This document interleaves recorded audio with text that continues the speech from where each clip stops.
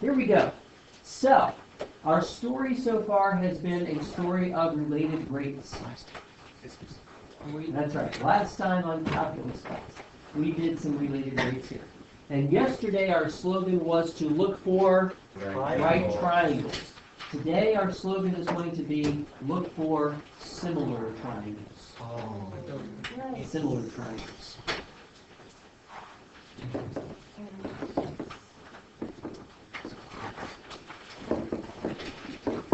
And to get at the spirit of this, I want to consider this problem right here.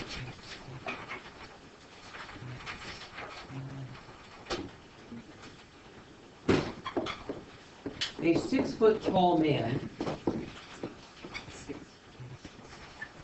walks away from a 15-foot lamppost.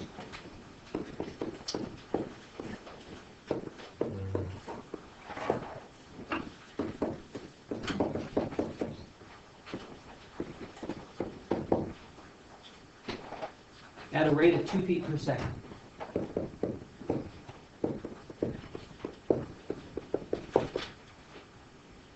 At night. At night. With the dog. No. At night. How long is the man's shadow?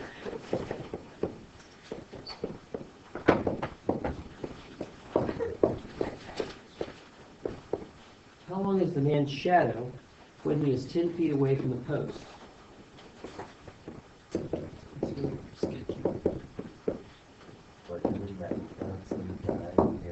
Second question. So this is question number 1. Question number 2 is, how quickly is the length of the shadow changing?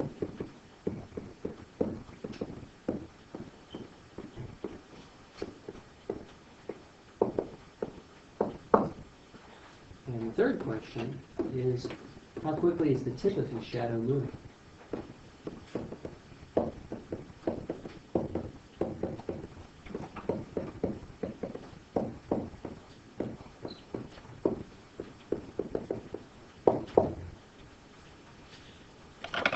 Excuse me. I'll take a minute to get all this down, and then we will do our usual thing of drawing a diagram and translate. And then we will consider how similar triangles can help us set up our primary equation.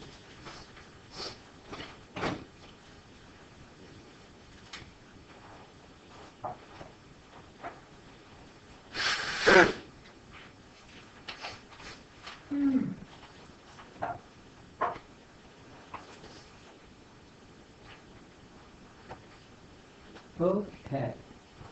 So let's draw ourselves a picture of what's going on. We got the ground right here. We have a lamp post. I'm going to represent with a stick. And this guy is 15 feet tall. And then we have the man, who is 6 feet tall right here. And so what happens is that the lamp casts some light, and that light is blocked by the man, and as a result, a shadow is formed. And where the light hits the top of the man's head is where the shadow of the head is going to go. And of course, where the light hits the feet is where the foot of the shadow goes. So the shadow is going to be this distance right here, S. And the distance away that he is from the lamppost, we're going to call X. And both of these things are changing. How many of you have ever walked into a lamppost and observed that your shadow gets longer as you move away? Okay. Kind of a cool thing, isn't it? All right. Are we good so far? We have a little bit more translation to do because we're told that he is walking away from the lamppost at a rate of 2 feet per second. So we can actually say that dx dt, the rate at which he is moving, is positive 2 feet per second. Notice that I gave both of these constant numbers because the lamppost is not changing in height and neither is the man. Are we good so far? And so the first question that I'm simply asking is, how long is the man's shadow? That is, how long is S when he is 10 feet away from the post? That is, when X is equal to 10. So we have to find S when X is equal to 10. And so here we want to consider the tool of similar triangles. And really the way that you find similar triangles is to look for parallel lines. And we notice that our man here is standing nice and tall, upright, and so is the lamppost. And so that means that the large triangle there and the small triangle here have congruent angles, and because they have congruent angles, they are similar triangles. Thank you, Ms. John. And so because they are similar triangles, I can say that the sides are in proportion. And therefore, S is to 6, just like S plus X is to 15.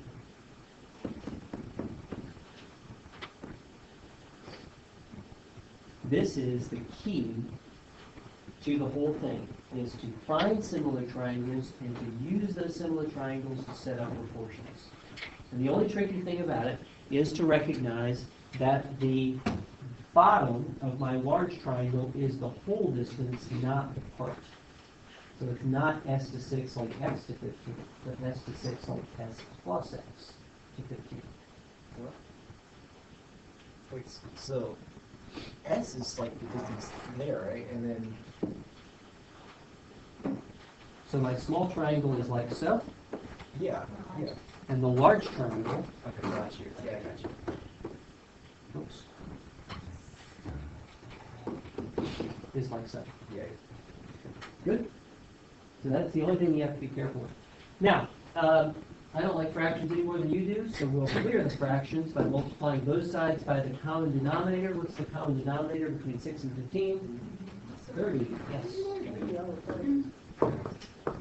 So that we get 5s is equal to 2s plus 2x. Or in other words, we can simplify this down to 3s is equal to 2x. We could also have done it with fractions, but does anybody really want to? Nah. All right, and so now what we're really asking is, how long is the shadow when the man is 10 feet away? And so this gives me 3 times s is equal to 2 times 10 feet. And our shadow is therefore equal to 20 over 3 feet, or about 6 2/3, exactly 6 2/3 feet long.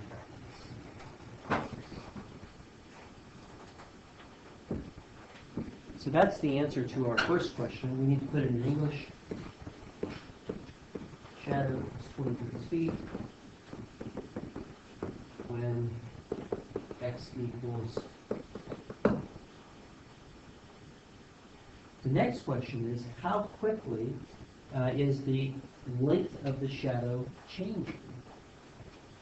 And so for that, we need to come back and take our primary equation, which we have simplified like so, and differentiate. But that's an easy differentiation. From our primary equation, if I differentiate with respect to time on both sides, then I find out that 3 times dx dt is the same as 2 times dx dt. And dx dt was given to us as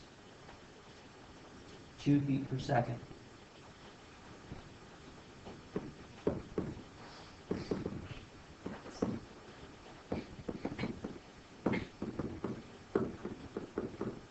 And so if I divide both sides by 3,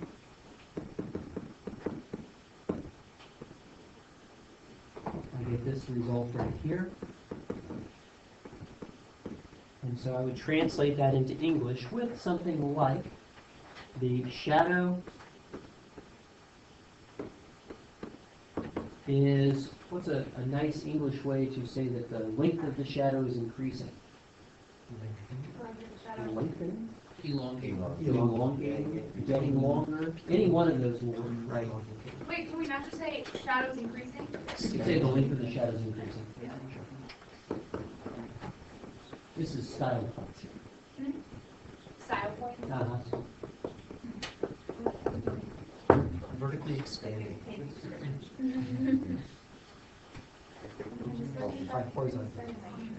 One thing that's interesting about this is that I want you to observe that the shadow is changing at a rate that is proportional to the man's speed. And that the actual length of the shadow did not figure into my calculation. So because the man is walking at a constant 2 feet per second, therefore the shadow will be lengthening at a constant 4/3 feet per second.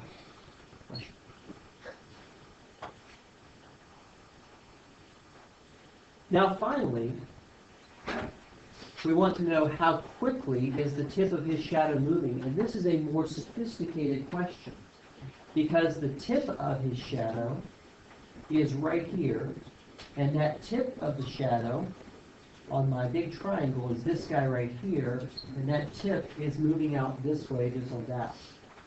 And because the tip of the shadow is measured as this point right here, therefore the distance back to the lamp of the tip of the shadow from the lamp is equal to x plus x. Which means that the tip of the shadow is going to be moving at a rate of ds dt plus dx dt. So this is a really interesting question.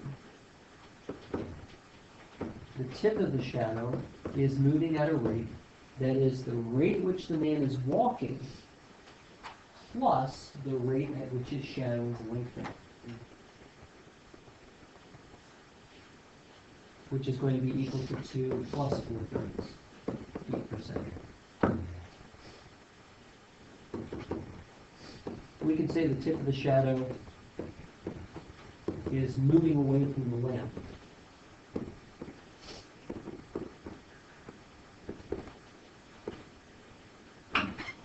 At, let's see, 2 plus 4/3 should be 10/3 feet per second. That was an interesting and sophisticated kind of a problem. Does everybody see why that should work out that way? Yes.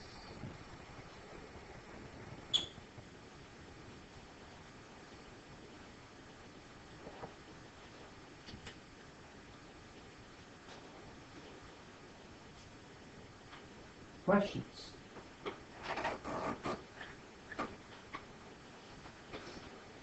Let's consider it, yes. Can you explain why that's the tip? So, the tip of the shadow is located right here. Right? And it is where, here's the foot, here's where the guy's head shows up on the shadow. Right?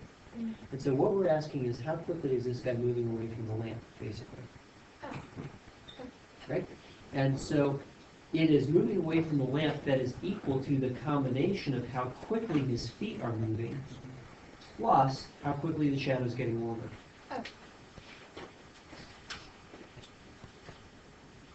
Okay, let's consider a problem that is really different from this, but in which similar triangles also plays a role. And our problem is going to be an ice cream cone. I'm hungry already.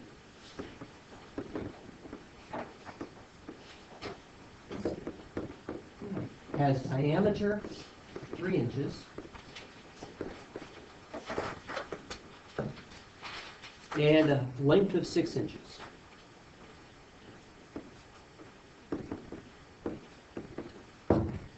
I looked it up, this is pretty close. They're actually a little skinnier, but I didn't want to use 2 5/8 inches.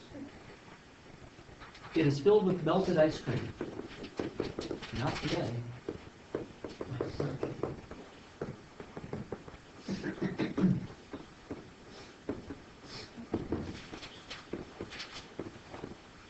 Which one sounds better, melted ice cream or warm summer day?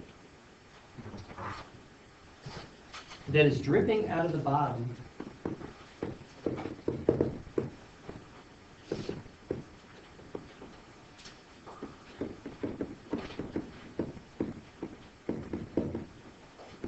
at a rate of 2 inches cubed per minute.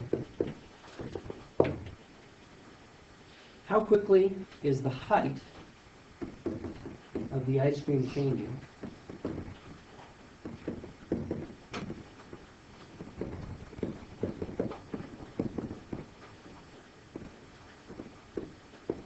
When it is 4 inches high?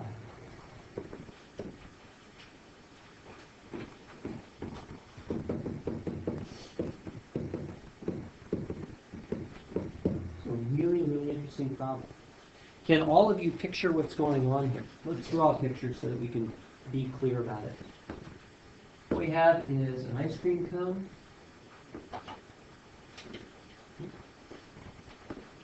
Wrong word.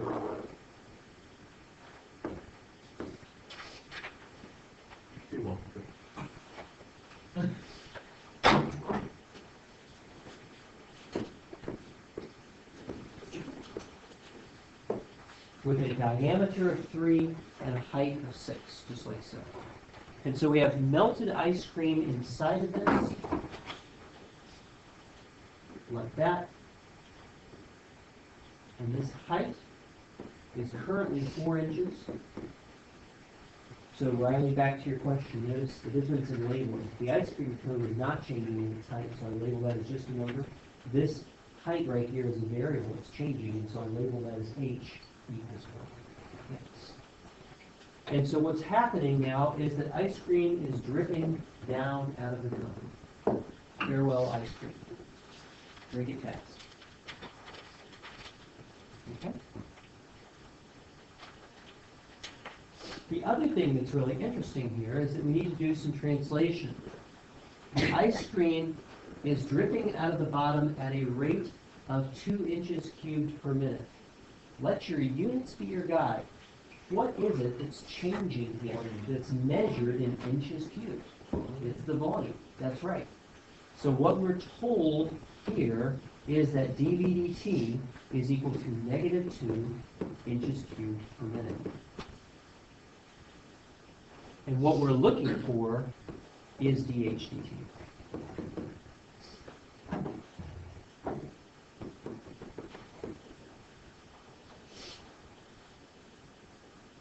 And so now I'm going to need to get an equation that relates the volume to the height. Okay, so that means that I need to identify the shape that we're dealing with. What do we call this shape? A cone. Then I need to know what the volume of a cone is. And if you don't remember, then we would immediately go to the BATnet and find the volume of the cone. Do that at this time. Last year, the computer was called the BATnet. Yep. Oh, you call it the BATnet? Yep. It just doesn't say that. Found a page in the book. Oh, what'd you get? Fine, so back. Let's see. One third pi r squared. Aha. So we have now an equation that does indeed relate volume to height, but look at that, it also depends upon a second variable. Generally, I will, however, as a matter of cultural literacy, you should know that any cone or pyramidal object that comes to a point right here will have a volume of 1/3 base times height. And since the area of that base is pi r squared, 1/3 pi r squared h. Who is that? What's in it? I think it's you. Is it you? No, it's not me. Ah, Is it on yes, that's right. So here what we find then is that our volume depends upon 2 variables and not 1, and we are not told how quickly the radius is changing. You see the problem? So because of this, I need an auxiliary or secondary condition that will help me figure that out. How do I have the radio? It's not that we don't have the radius, it's that we don't know how quickly the radius is changing. And the derivative of the radius? The radius of the ice cream will Oh, indeed I was be thinking changing. of the cone. No, the cone is just sitting there. cone It's is the ice cream that's changing. Oh, Ah. Right. And so now, what we're going to do is we're going to observe that we have similar triangles. Who knew? You take a line across the top right here, you can see that the diameter, which is 2 times the radius, forms a nice little triangle, like so, and that line is parallel to the top of the cone. The cone is not changing, but the radius of the ice cream is. And so we can say for the little triangle that 2r is to h, there's my proportions there, just like the diameter 3 is to 6, just like so. And I don't like fractions any more than you do, so I'm going to simplify here. And I'm going to multiply both sides to get 4r is equal to h, or h equals 1/4 of r. No, r equals 1/4 of h. Sorry about that.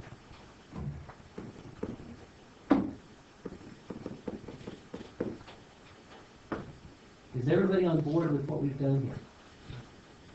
So how did you, where is the 2r over h come from? It comes from this small triangle here. 2r is the top of that triangle, and h is the altitude of that triangle. So remember that in similar triangles, all corresponding parts are proportional, right? So I'm taking the altitude. And because of this, I can now take my auxiliary equation and substitute in for the volume to find that for this cone of melting ice cream, my volume is going to be let's see, that's 16 times 3 is 48. The volume of my cone is pi over 48 times h cubed. There's my primary equation with the secondary equation or the auxiliary condition substituted in for it. And now I'm ready for a derivative. dv dt is equal to pi over 48 times 3h squared dh dt. 3's cancel out to give me 16. And I have all of the values that I need. The ice cream is coming out at negative 2 inches cubed per minute. We go ahead and finish this, and then I'll turn you loose.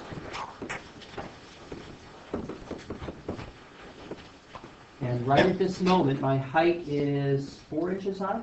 Yep. And would you look at that? 4 squared is 16. Boom, boom. So the dh dt is equal to negative 2 over pi inches per minute. Why inches per minute? Because inches squared and inches cubed cancel to give me inches. And therefore I can say the height is decreasing